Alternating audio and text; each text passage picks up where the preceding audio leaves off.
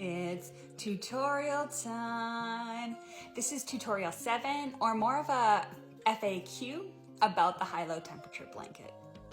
I've gotten a variety of very good and interesting questions, and I hope I can address a bunch of them in this video.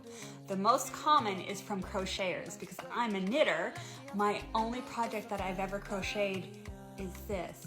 And so I can't really speak to how to crochet this blanket, but there are some excellent resources out there, and Christina has actually found me a Tunisian crochet tutorial on how to do the mitered square in crochet, and I have linked to that in my link tree so that if you are a crocheter and want to adapt this pattern, that should be pretty helpful for you.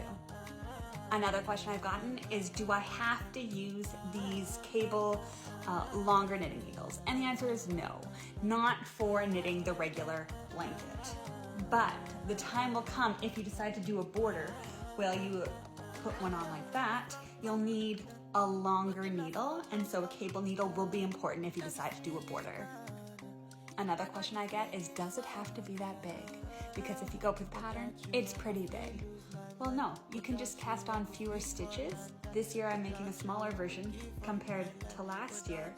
However, it will impact how you make the year block, because in the pattern, the instructions for this block are based on the number of stitches that I recommended you cast on. So you might have to alter that 3x3 block in the corner if you're gonna cast on fewer stitches. And finally, I get, do I have to do this from January 1st to December 31st?